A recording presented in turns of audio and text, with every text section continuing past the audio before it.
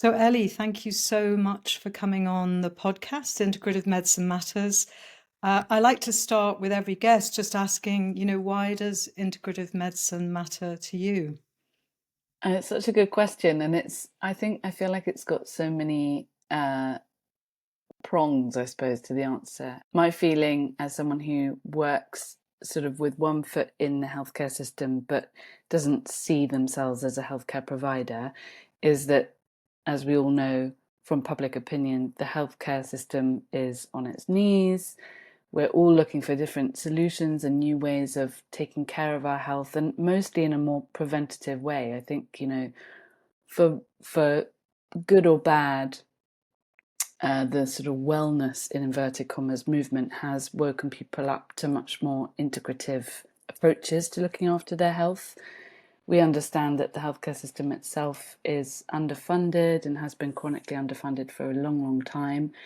And I think people want more sort of natural solutions or natural ways of living in alignment with themselves and with the planet, that don't depend on a system that is really struggling and which is really underfunded and which also has a sort of very heavy pharmaceutical approach to healthcare. And so I feel like I want to play my part in sharing what I think of as being really essential knowledge with those young healthcare providers, the medical students who are making their way into the industry and into the workforce. And then on the other side is a more personal thing, which is that I came to, and I'm sure we'll talk about this, I came to the practices of meditation and yoga through traumatic grief. Um, Partly, part of that grief was caused by the death of my dad, who died of a brain tumor.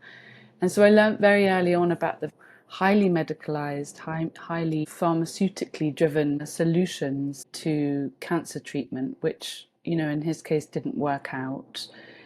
And I suppose I just learned something about the healthcare system that at that time when he was ill, that made me see how unnatural the approach to healthcare can be.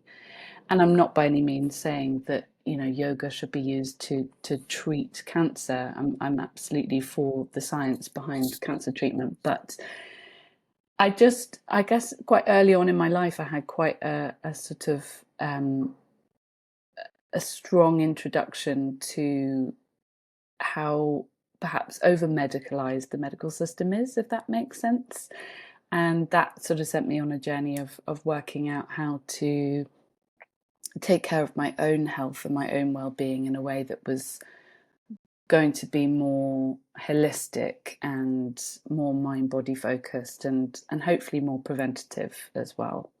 Yes, and I was very touched when I heard your story of loss so early on in life. And I think I shared that my brother died when I was 23. He was 26 from a cancer, very aggressive cancer.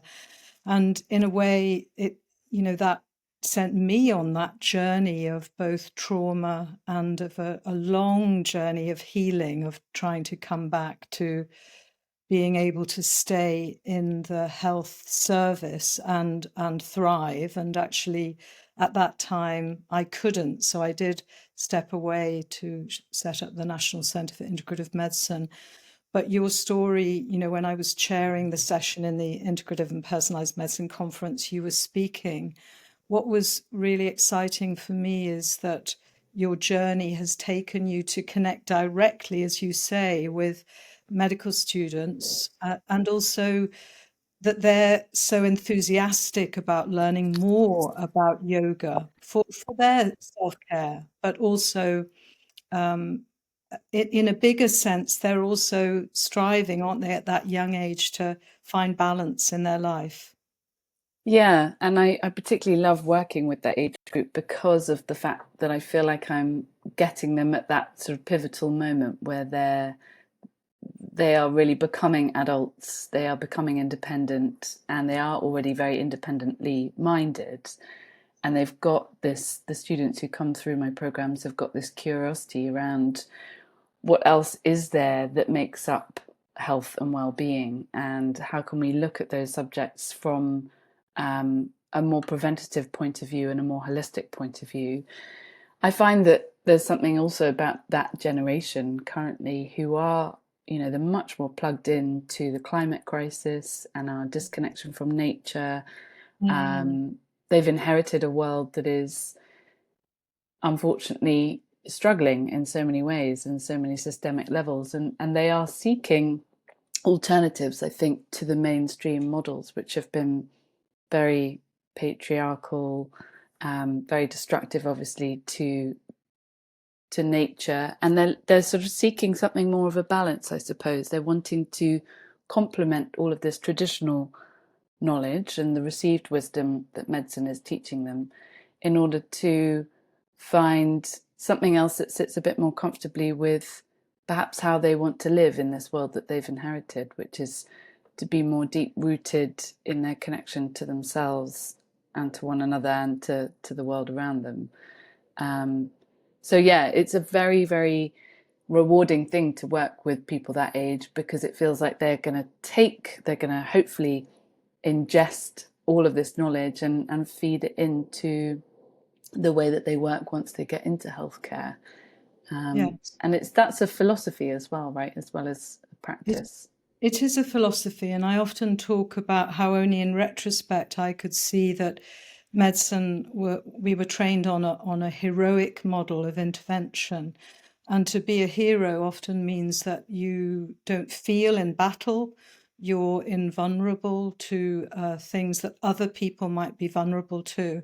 And I was struck on the radio today. The Chancellor cried in the Commons yesterday, and the interviewer was saying, what's that like for someone to cry in public? And I think these issues are really, difficult for medical students and junior doctors.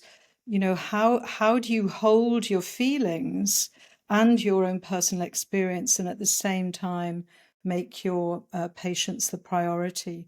And you can only really do that if you've got good tools in your toolbox of building resilience. Yeah, I totally agree. I also heard that on the radio this morning and was struck by, how the media has pounced on the image Mm, of a woman crying in her job. And you're right. It's, there is this sort of heroic narrative behind how doctors are expected to behave. I think, again, one of the things that I'm trying to teach in the programs that I run for medical students is the normalcy of emotion, the connection between emotion, thinking, and behavior, that sort of cognitive behavioral link, helping those students to understand that their humanity is just as important as the humanity of their patients, and their suffering is just as valid, and to not be putting themselves on a pedestal above the people that they work with. And it's only when we get that sort of education, I suppose, into young people's minds that we can begin to change the mindset and the culture. I mean, it's it wasn't stuff that I was taught at school, and obviously I haven't been through medical school myself, but I wasn't taught how to take care of my emotions, how to recognize anxiety as a sign that something needs, taking care of, as a helpful flag that is trying to, get our attention. These are all the things that I'm trying to seed into this education with these young students, because if they don't know how to take care of their own emotional landscape and their own mental health, then it ends up either being suppressed or it comes out in sort of volcanically eruptive, destructive ways. And, there's such a high causal link between stress and substance misuse and illness and inflammation. And, it's really just teaching them how to try to be healthy within themselves from a physical, mental, emotional, spiritual point of view, so that again they can feed that into the system and into their relationships with the people that they work with. It just seems crucial to have a model of health and well-being at the core of your health service. And teaching whole person care over many years in Bristol University, I remember a sticker came back, a feedback sticker saying, if I wanted to learn about health and healing, I would have become a social worker. And what you saw is within that intervention model, prevention not feeling sexy enough, exciting enough. And so bringing back these issues, as you say, about how do we as healthcare providers stay well in what are very difficult environments just becomes crucial, doesn't it? So that we don't disconnect. Yeah. And I think there's a lot of disconnect in the health service. Yeah, and again, it's that thing that you've pointed to already, which is this sort of assumption that healthcare workers are separate from the rest of us, and therefore don't suffer from the challenges and struggles of life and ill health themselves.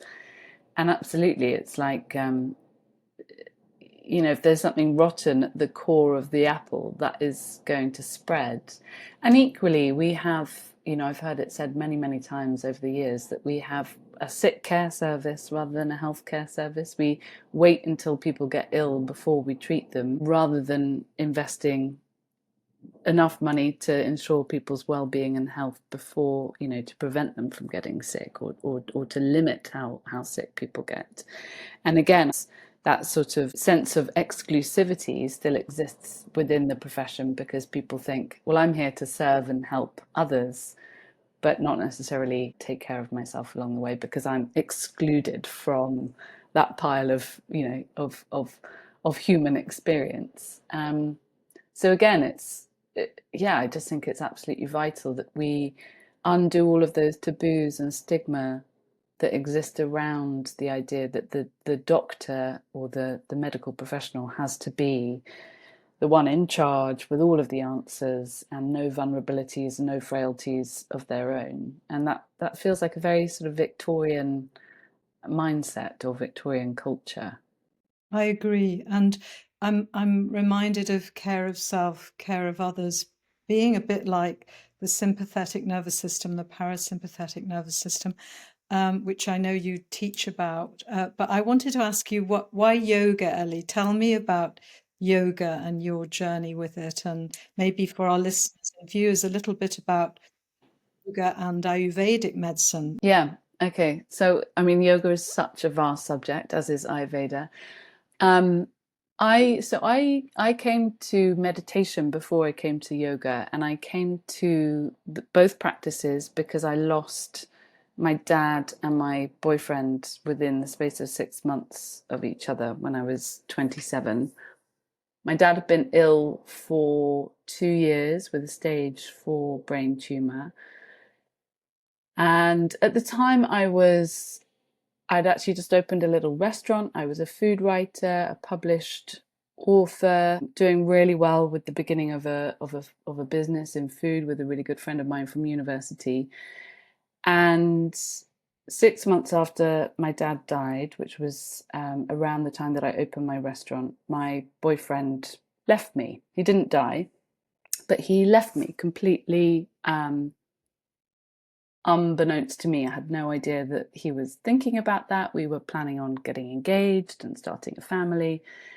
And those two losses simultaneously, it felt like I had lost my past and my future in the very same moment. And at the same time, I was working 50, 60, 70, sometimes 80 hours a week in my restaurant, trying to get the thing going and trying to keep it alive. And chefing and restaurateur life is famously really, really stressful. I was on my feet all the time. We were drinking a lot. I was smoking a lot. I was unable to sleep. I wasn't eating well. I was in total chaos. And my heart had just been smashed into a million pieces, and I was completely unable to express what I was going through.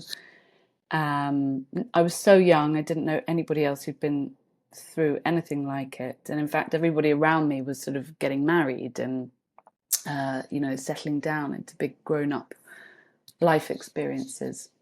And one day, a girl came to work in our restaurant in front of house, and she mentioned to me that there was a local meditation teacher who had really helped her through a difficult time.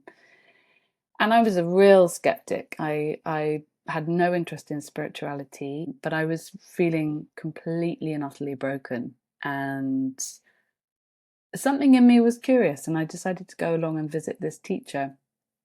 And from the moment that I sat down in this room underneath a church hall, and everyone was sitting around on meditation cushions with rugs over them and huddling over sort of cups of steaming herbal tea, I just felt this sense of peace start to sort of find its way into my body and into my mind.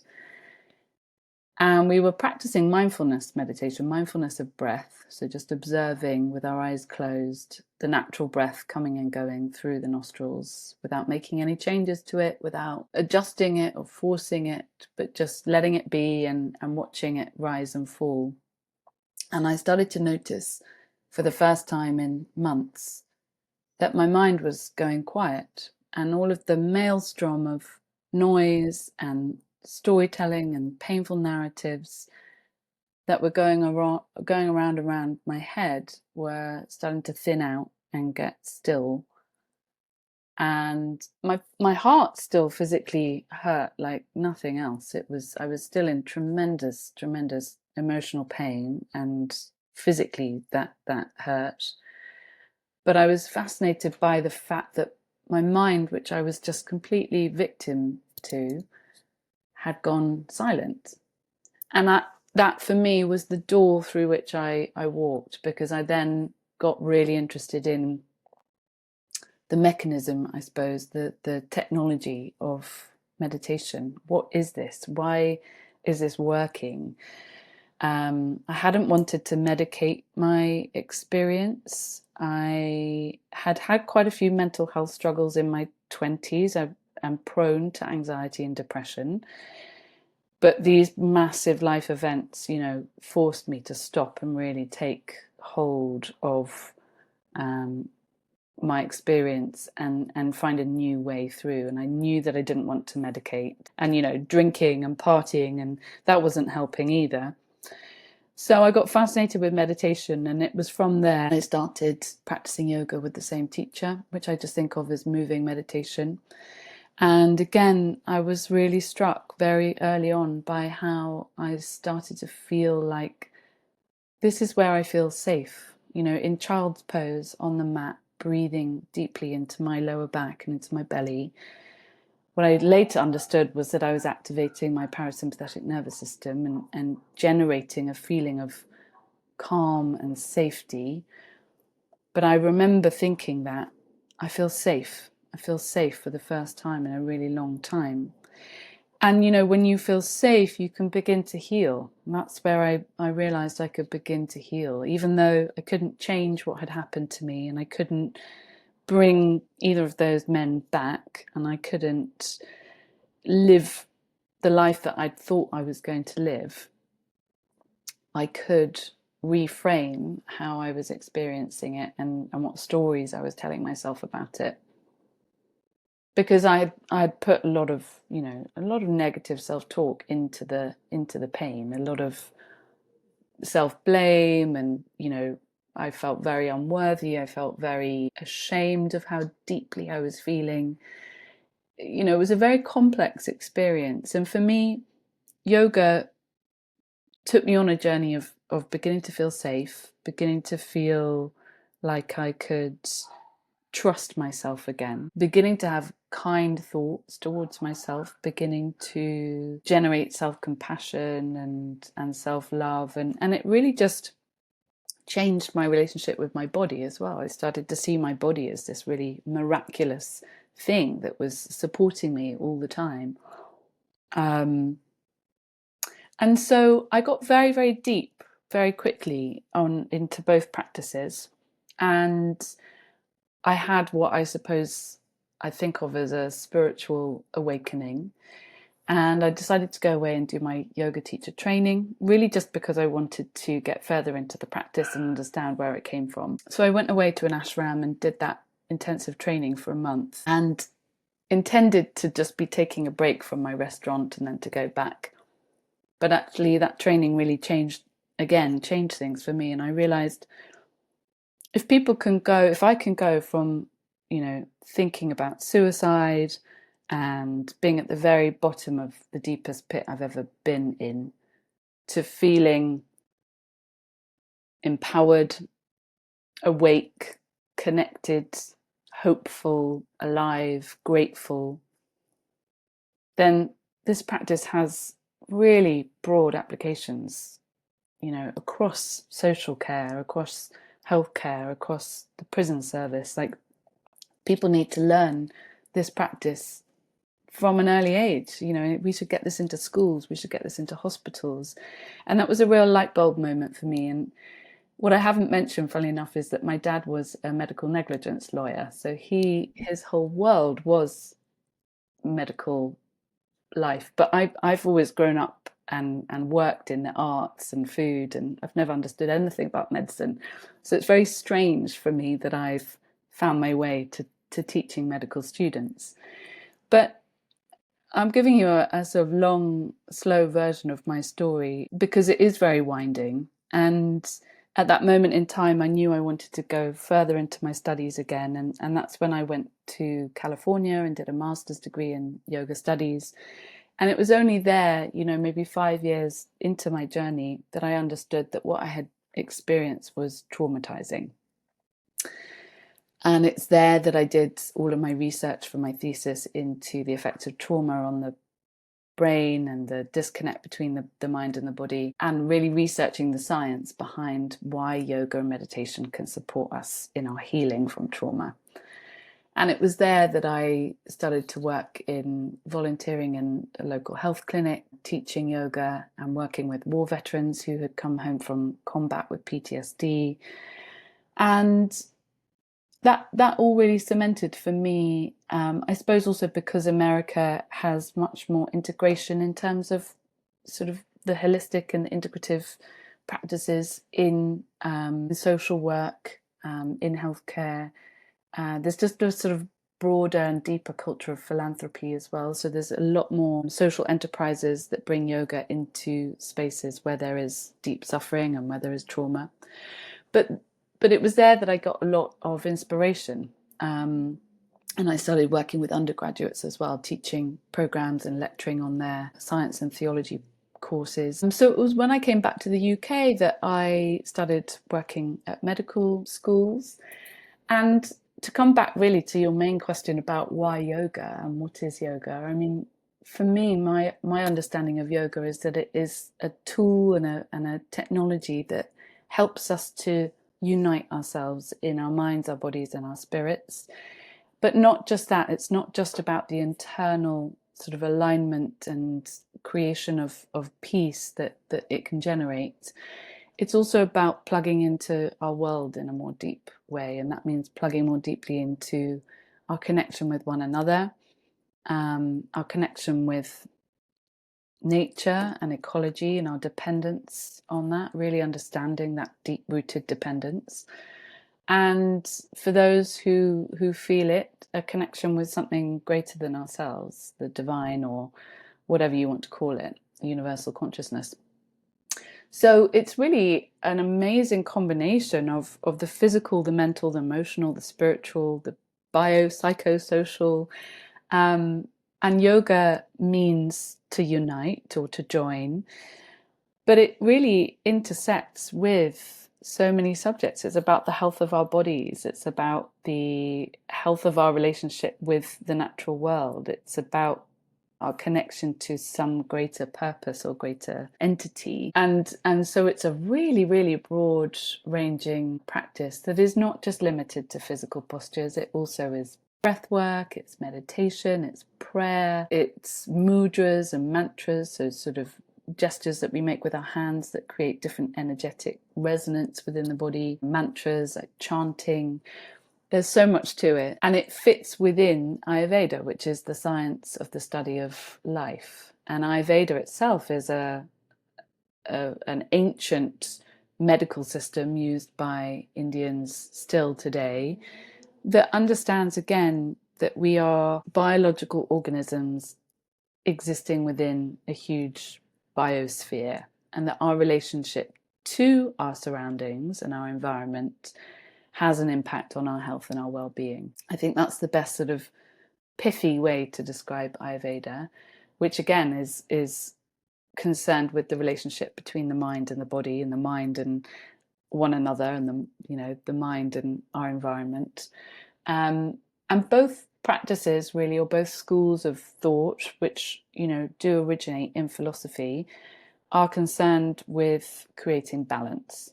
The whole thing is about when we live in balance with ourselves, with our surroundings, we flourish and we flow. But it's when there's that lack of balance, like either we're working too hard, or there's too much stress, or we're eating too many, I don't know, spicy or salty foods, or we're sleeping too much or not enough, that's where we create imbalance and we create dis-ease in the body, and we suffer as a result. So both are really about finding that sense of balance and alignment, so that we can, live with more joy, and actually have life be more easy than I think maybe the modern world has allowed it to be. Well, thank you. And although we've worked together, I've never heard the detail of your story, which was very moving.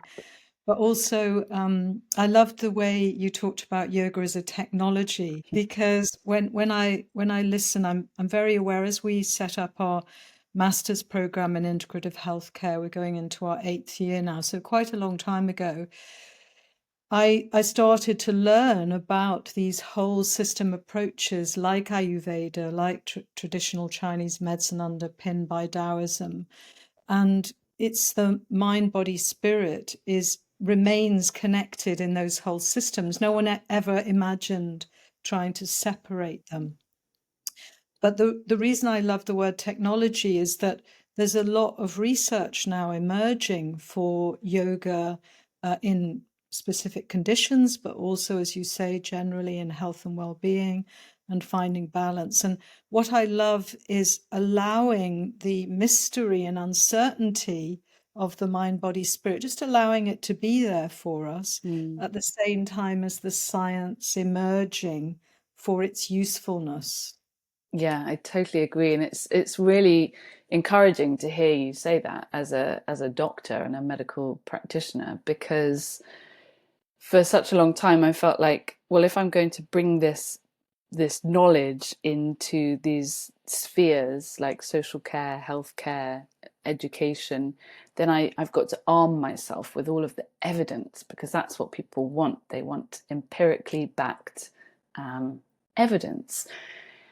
And so much so that, sometimes I have forgotten that equally a big part of the journey of yoga and the practice of self-inquiry through whatever means is having to get comfortable with the unknown, and knowing that there are big gaps in our understanding of really what the psyche is and what the mind body soul connection is.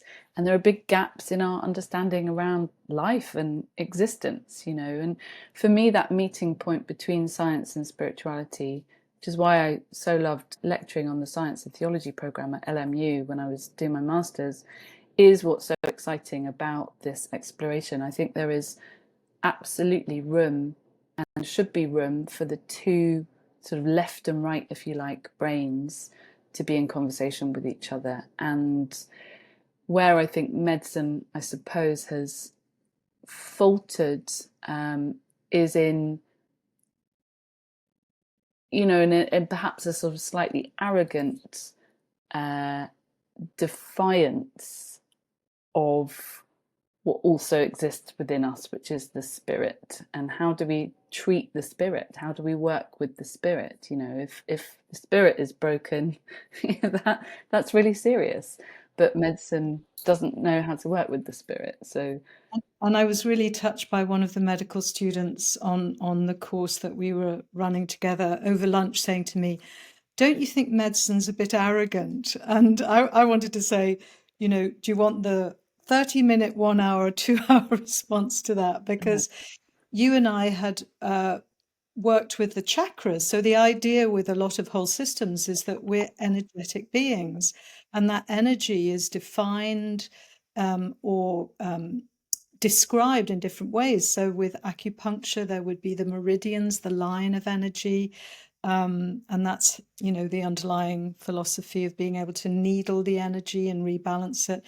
In Ayurveda, there are these amazing chakras, and I was struck by your description of the child pose, this base chakra being really important in our basic security, the way that we feel safe in the world. And of course, as you said at the beginning, as the world's become more unsafe, or perhaps it's always been unsafe, but we know more about it. We're told all the time at the moment through our channels of communication how unsafe it is. That as you so rightly say, if our spirits are broken, if our hearts are broken, your heart was broken as well. And I don't think that's honored enough, the broken heart. If we haven't got the framework for the discussion, for the allowing of the uncertainty of, I don't really know what a base chakra looks or feels like, or whether it can be scientifically revealed, but the meaning that we can assign to it allows us to restore a personal meaning. Yeah, absolutely. And that's it as well, isn't it? We are meaning making beings. And Mm. personally, I respond really well to symbolism. And I think, most of us who have been through big life events will find the work of, I don't know, Carl Jung and, the number of philosophers and psychologists and spiritual seekers who have supported me in my journey back to healing and wholeness are the one that they're the ones who've shone a light on the mystic side of life, and that's where I think that symbolism is incredibly rich. And as you say, you can't necessarily empirically or physically locate those chakras within the body, but actually if we use them as the focal points of our attention in a meditation, for example, we can sense into a heart space that is deeply wounded and feels like it's never gonna love again, and begin Mm. to imagine, the flourishing of the heart space, and maybe, a warm light glowing in the heart. And these are really sort of powerful meditative tools that can really help to reestablish that connection between the mind and the body, and restore a person to a sense of safety and security, just like that root chakra, as you say. That's the thing that helps us to feel grounded and connected and safe in the world. But if we've just lost, a couple of family members, the last thing we're going to feel is safe and secure in the world. We need these symbolic meditative anchors and tools to help us to reorient. And I think that reorienting thing is really crucial. It really points to the real need for us to belong and know where we are in the world. And obviously when we're traumatized, that gets upturned and the world becomes deeply chaotic. So yeah, our health and our well-being is absolutely a spiritual thing as well. And that deeper experience of trauma, in my working life, working deeply with people using a homeopathic approach, I will sometimes get people describing at a deep level, I don't even feel my feet are on the ground. And so part of what we do is try and allow the person to actually come into their bodies fully and come onto the ground. In other words, to be alive. And that disconnect that you talk about, I did want you to mention just a little bit. You spoke beautifully at our Integrative Medicine and Trauma Conference about why yoga can be so useful in trauma. Mm. Can you say a little bit about that? Yeah, so the main thing that I think is always worth emphasizing is how trauma is a thoroughly overwhelming experience from the point of view of the nervous system alone. Obviously, it wreaks havoc on our psyche and heart and sense of self and identity. But the way that I teach an understanding of trauma is really through the nervous system lens. So if yoga is about creating and establishing balance, that that is really done through regulation of the nervous system. And typically when people are traumatized, they tend to go into hyper aroused states. So they will be maybe manic, their mind darting all over the place, having 1,000 thoughts a minute, maybe twitching physically, unable to sit still, pacing, jittery, unable to sleep, unable to digest their food. Like everything is tense and highly strung, I suppose, is a sort of very simplified way of explaining it. Some people equally will also become hypo-aroused, so lethargic, depressed, sleeping far too much, eating too much, not able to connect with others. There's this sort of torpor that goes on for people. And equally, people can move between those two states, both of which are very uncomfortable to be in, they're highly unpleasant. And those feelings of being unsafe in our own body will persist continually throughout the trauma experience unless we resolve it. And we can think of that nervous system response as being like a series of alarms that are just constantly ringing around the mind and the body, which again makes a person feel as if they're under threat, unsafe in the world, don't belong, all of those kinds of things. So what yoga is doing gradually and cumulatively is supporting that nervous system balance. So we are, depending on how we read our student or our client, we will begin to move in ways that help to counteract that. So if we're finding somebody is on high alert, really jittery, really anxious, moving at 1,000,000 miles an hour, we'll bring into their practice these tools that are going to help to soothe and settle and slow the nervous system. Things like long, deep breaths into the belly and the lower back. Those more restorative postures that help us to turn inward, like child's pose I mentioned. Anything in the sort of restorative school of yoga, which is all about long holds that help to just gently sort of open up the fascia and release tension that gets stored in the fascia and the ligaments and the muscles.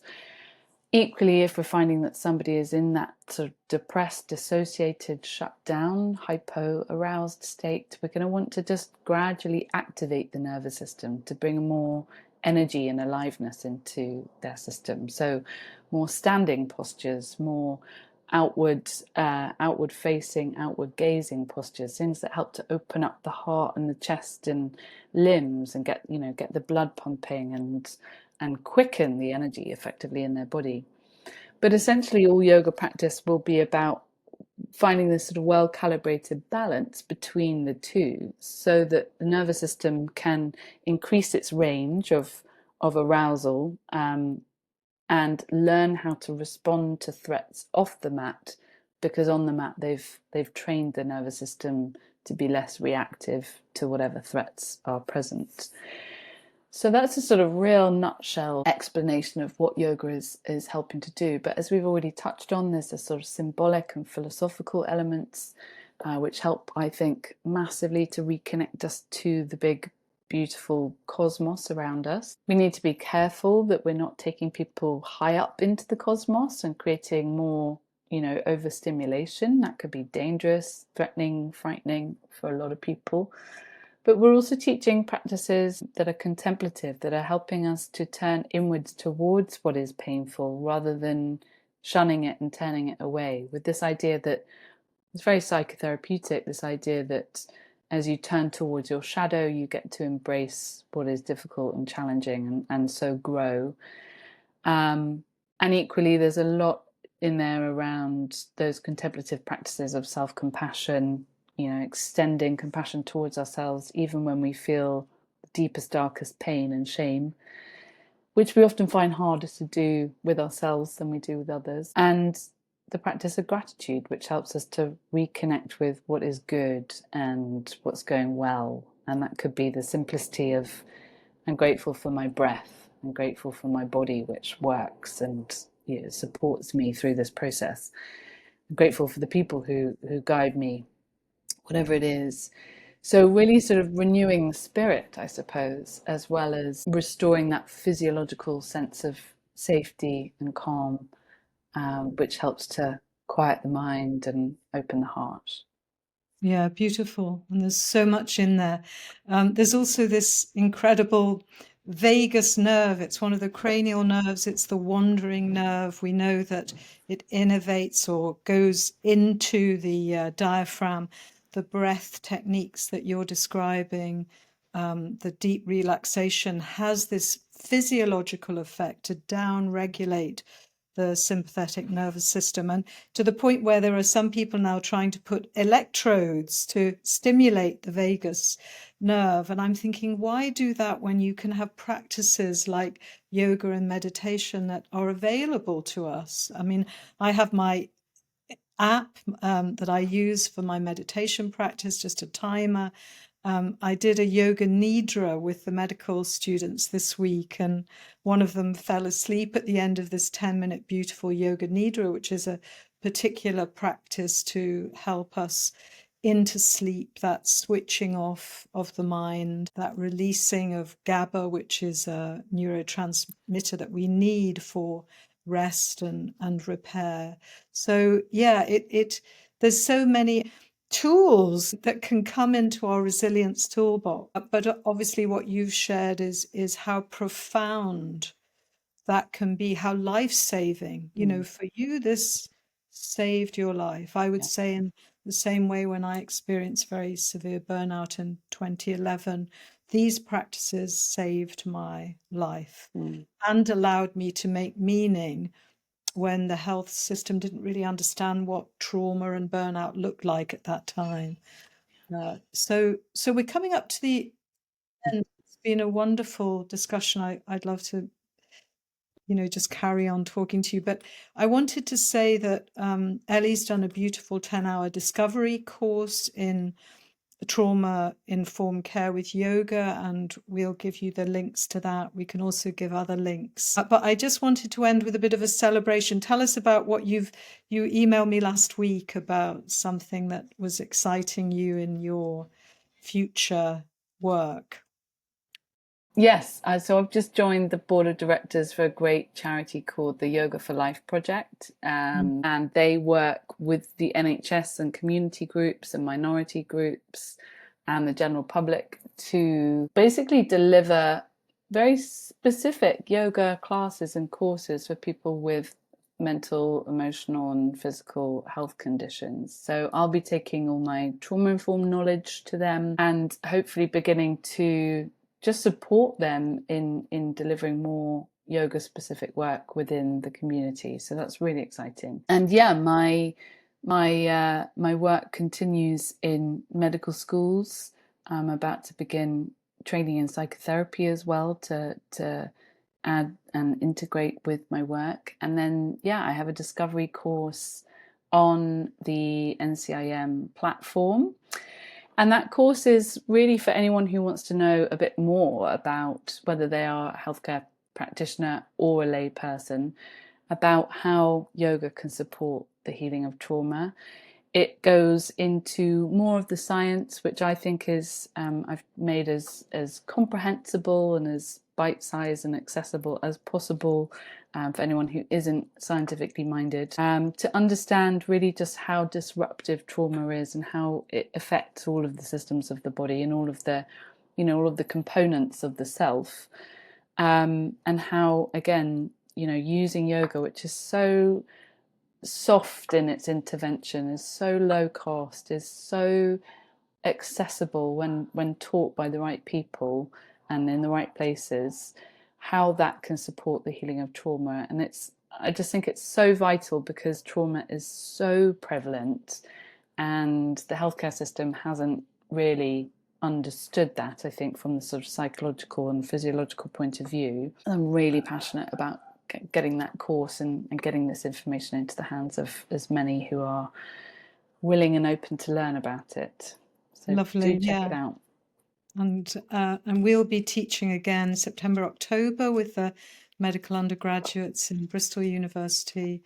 I'll be looking at metabolic health and green care, and Ellie will be looking at yoga. So yeah, we have lots of medical students who love to come to the National Centre for Integrative Medicine. It gives them a bit of space and time, but as you say, gives them skills about self-awareness, self-reflection, and finding balance. So thank you so much, Ellie, and I look forward to seeing you soon. Thank you.